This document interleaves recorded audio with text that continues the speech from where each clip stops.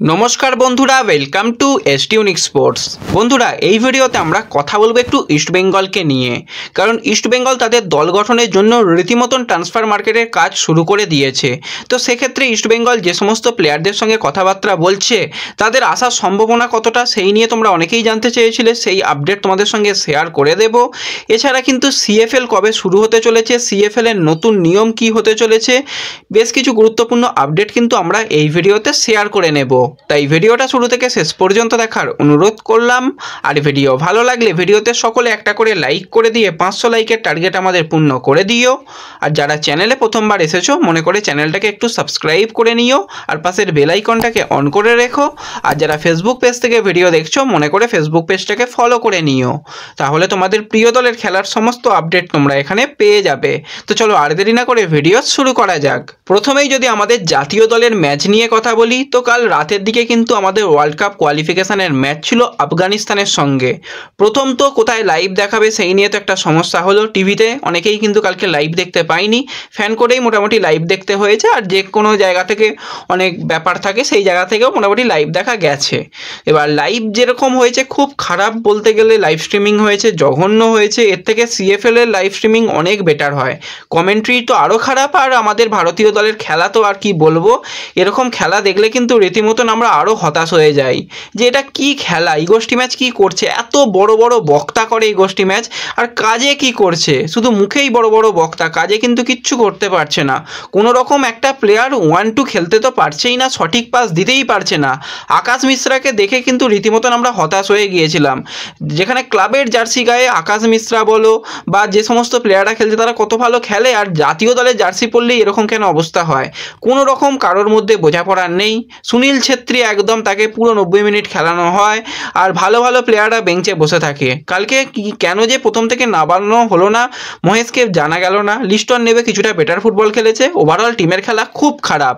এগোষ্ঠী match এই দল ওই দলের কথা বলে, ক্লাব ফুটবল নিয়ে অত কথা বলে, তার দরকার কিন্তু তার ন্যাশনাল টিমের দিকে তাকানো, যে একটা প্লেয়াররা সঠিক পাস খেলতে পারছে না, কম্বিনেশন প্লেয়িং তো পরের কথা, নানান রকম অজুহাত দেবে। আর যখন কোনো দল চোট আঘাতের সমস্যা বা কাঠ সমস্যায় জর্জরিত থাকে, সেই সমস্ত দলকে এসে কাটি করতে তার ভালো লাগে, জাতীয় দলের দিকে তার তাকাতে ভালো লাগে না। এইসব কাটি না করে জাতীয় দলের দিকে তাকালে কিন্তু জাতীয় দল অনেক ভালো কিন্তু ফুটবল খেলতে পারতো।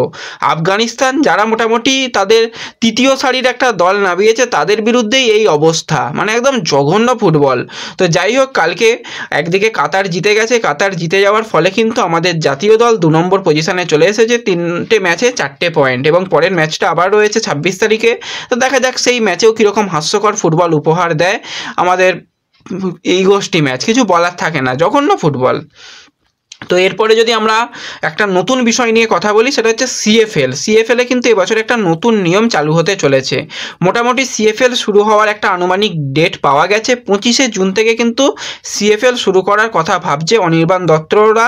তো তারা কিন্তু বেশ কিছু এবারে পরিবর্তন সিএফএলে আসবে। প্রথম যে পরিবর্তন আসবে সেটা হচ্ছে বাঙালি ফুটবলারদের বেশি তুলে আনা।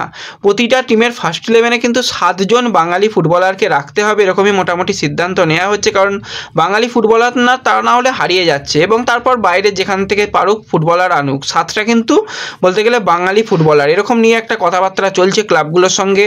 কিছু ক্লাব রাজি হয়েছে, কিছু ক্লাব রাজি হয়নি। যদি 7 জন না হয়ে যদি 5 জনও যদি আমাদের বাঙালি প্লেয়ারকে ফার্স্ট 11-এ রাখাটা যায়, সেটাও কিন্তু অনেক ভালো হবে। তো এই সিদ্ধান্তটা সত্যি খুব ভালো হয়েছে। এবার পরবর্তী সময় শিডিউল বেরিয়ে আসবে, বাদ বাকি যা জিনিস বেরিয়ে আসবে তোমাদের অবশ্যই জানিয়ে দেব। এবং গত বছরে আমরা দেখেছিলাম সিএফএল কিন্তু খুব ভালো ম্যাচ হয়েছিল, মোহামেডান চ্যাম্পিয়ন হয়েছিল, ইস্টবেঙ্গল রানার্স হয়েছিল। তো এবছরও আশা করি সিএফএল আরও ভালো হবে। এবং গত বছর একটুখানি লাইভের প্রবলেম হয়েছিল, প্রথমে এক রকমের সাবস্ক্রিপশনের ব্যাপার ছিল, তারপরে সেটা অনেক গুণ বেড়ে গিয়েছিল। যাই হোক, তোমাদের লাইভ কিন্তু দেখিয়ে দিয়েছিলাম, যারা চ্যানেলকে ফলো করো তাদের কিন্তু লাইভ দেখার কোনো রকম প্রবলেম হয়নি আমার তরফ থেকে, মোটামুটি সব ম্যাচেরই তোমরা লাইভ দেখতে পেয়েছিলে। তো দেখা যাক সিএফএল এর পরবর্তী সময় শিডিউল ঘোষণা হলে তোমাদের অবশ্যই জানিয়ে দেব। আর এই যে সিদ্ধান্তটা কতটা ভালো সিদ্ধান্ত কমেন্টে জানিও।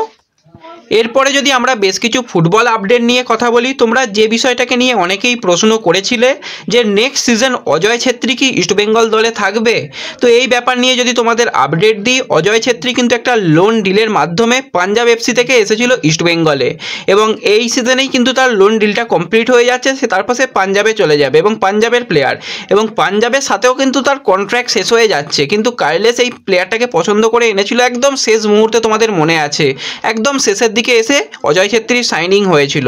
তো নেক্সট সিজন আমার মতে বলে অজয় ছেত্রীকে যদি রাখা হয় সেটা পরের ব্যাপার, অজয় ছেত্রী ছাড়াও কিন্তু বিকল্প অপশান ভাবতে হবে, কারণ দল গঠন আরও ভালো করতে হবে, তা নাহলে কিন্তু আইএসএলে খুব একটা ভালো রেজাল্ট করা সম্ভব নয়।